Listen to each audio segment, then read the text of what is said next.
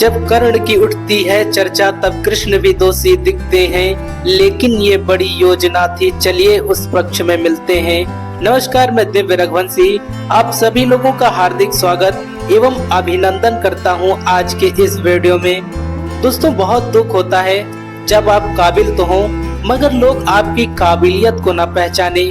कुछ इसी प्रकार की कहानी थी महादानवीर कर्ण की। वही कर्ण जिसमें सीखने की चाह तो बहुत थी, लेकिन उन्हें सिखाने वाला कोई नहीं था। वही कर्ण जिनका जन्म तो राजघराने में हुआ, परंतु लोगों की नजरों में वो सूत पुत्र कहलाए। कुंती विवाह से पहले अपने महल में रहा करती थी और इस समय उनके महल में ऋषि दुर्वासा आए हुए थे, जिनकी सेवा कुंती ने बहुत की और कुंती की सेवा से प्रसन्न होकर ऋषि दुर्वासा ने उन्हें सभी देवपुत्र प्राप्त होने का वरदान दिया। कुंती के मन में दिए गए वरदान का प्रयोग करने की इच्छा हुई। उसने सूर्य देव की उपासना की, इस कारण उन्हें कर्ण की प्राप्ति हुई। जब उन्हें महाबली संतान महादानवीर कर्ण की प्राप्ति हुई तब उनका विवाह नहीं हुआ था और समाज में डर के कारण उन्होंने कर्ण को टोकरी में डालकर नदी में बहाने का निश्चय कर लिया और वो टोकरी एक शूद्र परिवार को मिली। इसलिए कर्ण का जन्म तो कुंती के द्वारा हुआ, लेकिन उनका पालन पोषण एक शूद्र परिवार ने किया।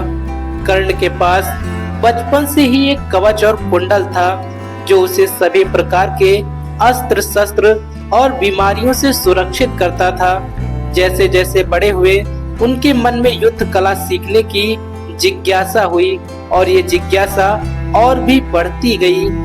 इस जिज्ञासा को पूरा करने के लिए सूर्यपुत्र कर्ण गुरु द्रोणाचार्य के पास गए, लेकिन गुरु द्रोण ने कर्ण को शूद्र कहकर उन्हें शिक्षा देने से मना कर दिया।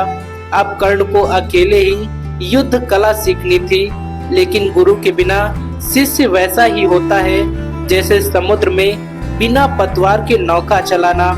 गुरु द्रोणाचार्य के इनकार करने के बाद कर्ण ने एक चाल चली और वो परशुराम जी के पास गए और अपने आप को एक ब्राह्मण बताते हुए युद्ध कला सीखने का आग्रह किया और परशुराम जी ने उन्हें युद्ध कला सिखाई।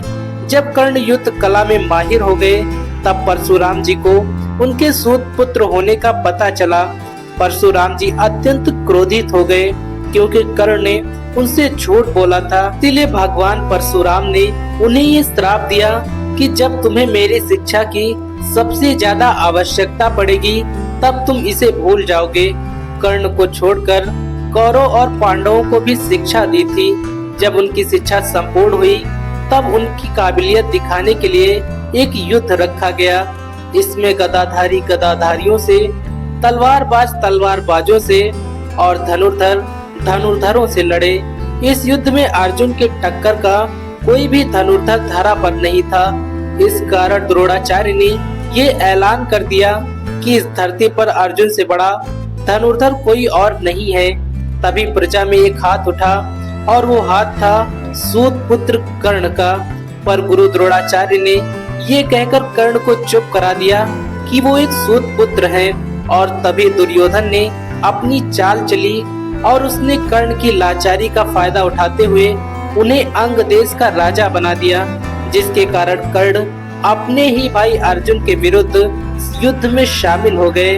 अर्जुन ये बात नहीं जानते थे कि कर्ण उनकी ही माता कुंती के पुत्र हैं। जब महाभारत का युद्ध तय हुआ तब ये पक्का हो गया था कि अर्जुन और कर्ण का एक दूसरे से टकराव अवश्य होगा, जिसमें कर्ण के कवच और कुंडल के कारण अर्जुन के शस्त्रों से वो हमेशा बचे रहेंगे। इंद्र, जो कि अर्जुन के पिता थे, उन्होंने ब्राह्मण का वेश धारण किया और कर्ण के पास गए और कर्ण से दान में उनका कवच और कुंडल मांग लिया। कर्ण एक बहुत ही बड़े दानवीर थे। उन्होंने बिना कुछ सोचे समझे अपना कवच और कुंडल ब्राह्मण वेशधारी इंद्र को प्रदान कर दिया।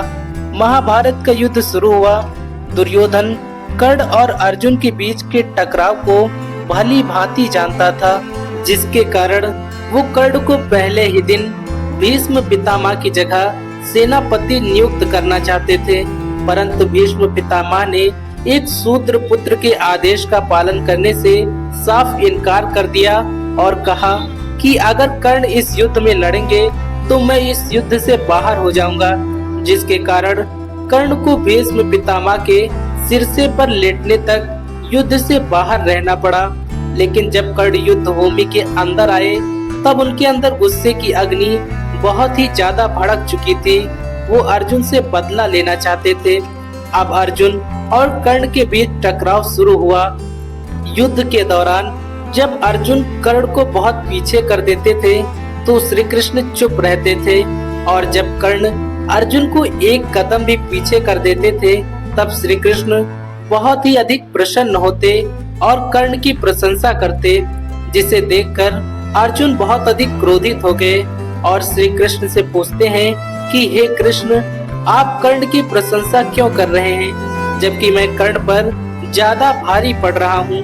तब श्री कृष्ण ने कहा, तुम्हारे रथ पर ध्वज के रूप में स्वयं बजरंगबली संकट मोचन हनुमान जी विराजमान है, और तुम्हारे रथ की पहियों में शेषनाग लिपटे हुए हैं, और तुम्हारे रथ पर मैं स्वयं तीनों लोगों का भार लेकर बैठा हुआ हूँ। इसलिए अगर कर्ण तुम्हें एक कदम भी पीछे कर देता है तो निश्चय ही प्रशंसा का पात्र है। कर्ण और अर्जुन के बीच का युद्ध भयंकर रूप लेता जा रहा था। श्री कृष्ण अर्जुन के रथ को युद्ध से बाहर ले आते हैं। कर्ण भी उनके पीछे पीछे जाते हैं। कर्ण एक बहुत ही अच्छे चालक थे, जिसके कारण वो आसानी से दलदल से बाहर निकल आते थे, पर कर्ण का रथ इस दलदल में फंस जाता है, जिसके कारण उस रथ का पहिया निकालने के लिए कर्ण रथ से नीचे उतरते हैं। और जब अर्जुन ने कर्ण को निहत्था पाया तब श्री कृष्ण ने प्रहार करने के लिए अर्जुन से कहा। अर्जुन ने कहा, मैं निहत्थे पर वार कैसे कर सकता हूँ।